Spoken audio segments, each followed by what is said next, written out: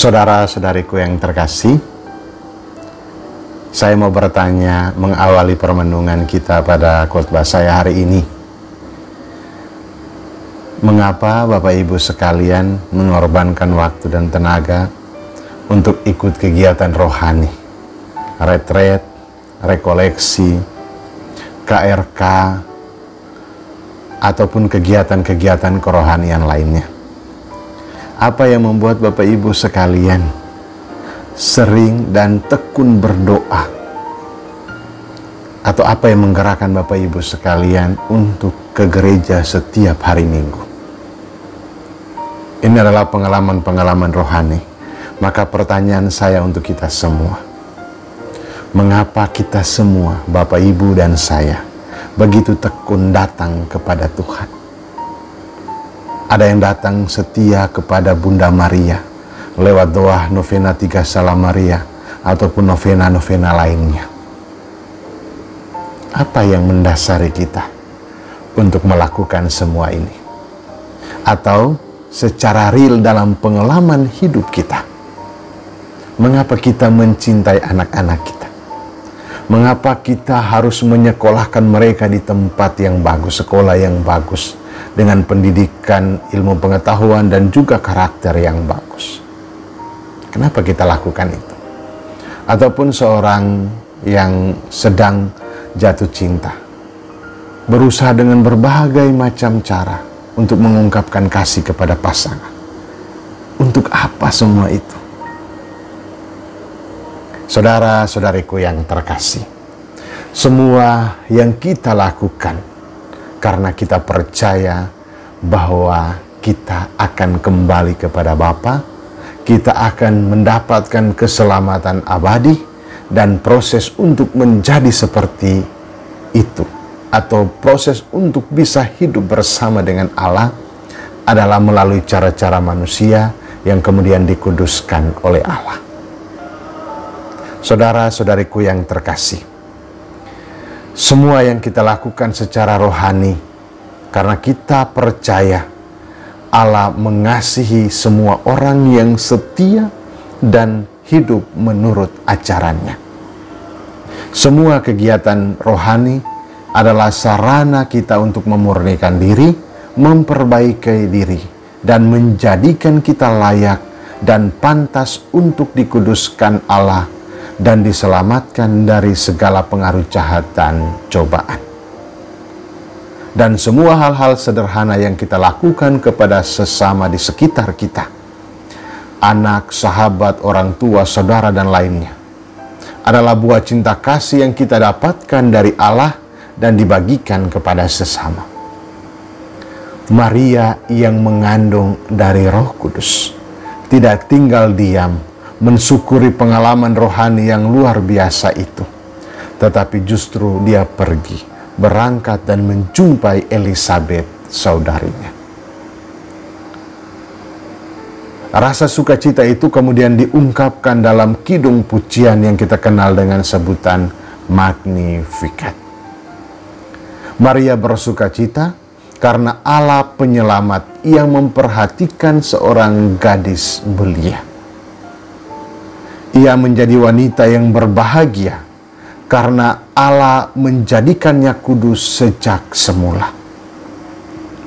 Dan hari ini kita semua, gereja secara khusus merayakan Maria diangkat ke surga.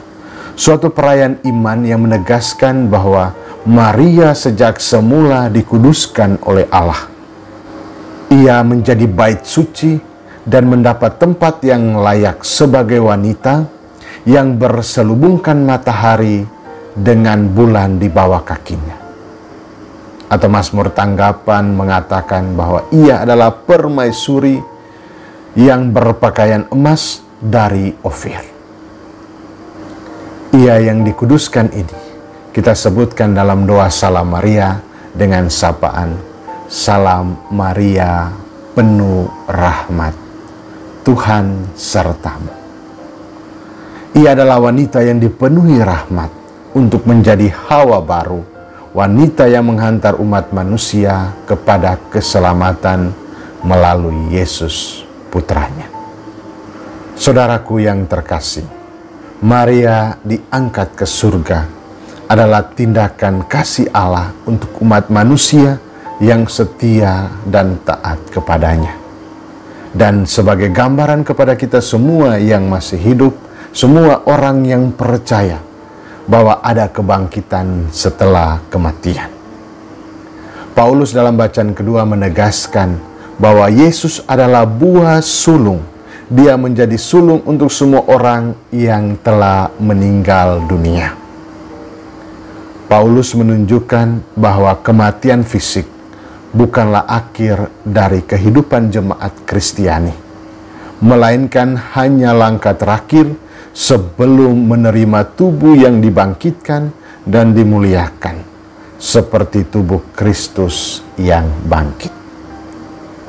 Dan kebangkitan Kristus memberi harapan dan jaminan bagi semua orang yang percaya akan keselamatan abadi atau keselamatan kekal. Karena itu, saudara-saudariku yang terkasih, semua yang kita jalani di kehidupan ini tidak akan berakhir sia-sia. Segala kegiatan rohani, kebaikan-kebaikan yang kita usahakan karena kita punya harapan akan kebangkitan dan kehidupan kekal yang dijanjikan oleh Tuhan. Dan perjalanan kehidupan untuk menjadi pribadi yang kudus, penuh rahmat, itu tidak mudah. Maria menunjukkan kesetiaannya itu dalam perjalanan kehidupannya. Simeon sudah meramalkan sejak awal bahwa sebuah pisau, sebuah pedang akan menusuk hatinya. Tentu membuatnya terluka, di mana melihat sendiri putranya disiksa, menderita, dan wafat di kayu salib. Maria menanggung semua itu dan menyimpannya di dalam hati.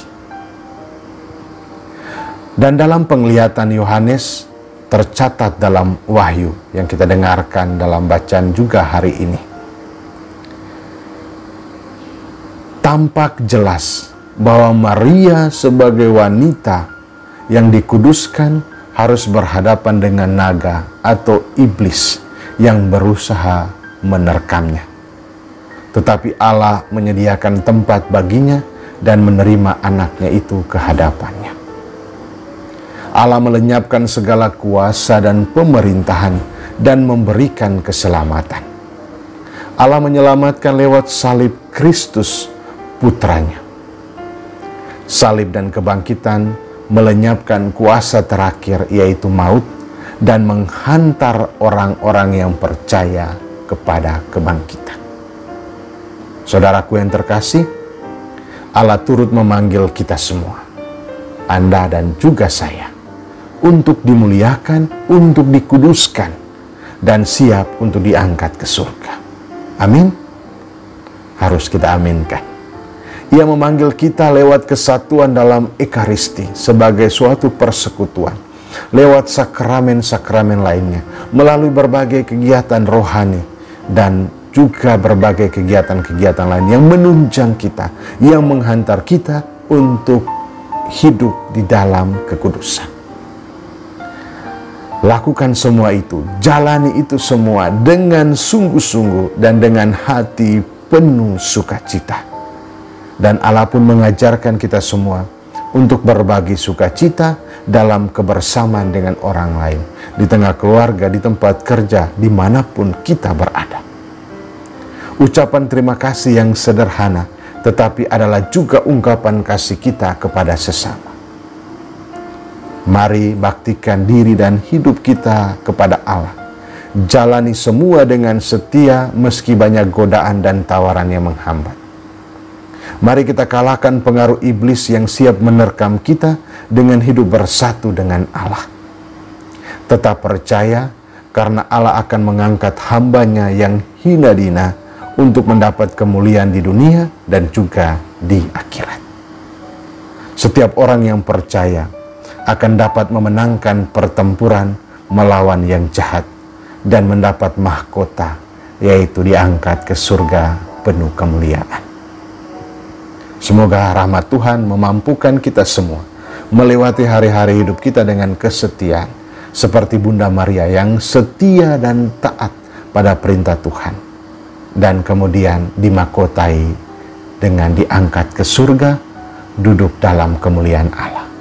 Kita semua diantar untuk hal yang sama. Mari kita bersatu dengan Allah, memenangkan pertempuran melawan godaan dan cobaan untuk dimuliakan dalam namanya. Selamat hari Minggu, Tuhan memberkati. Bapa dan Putra dan Roh Kudus. Amin.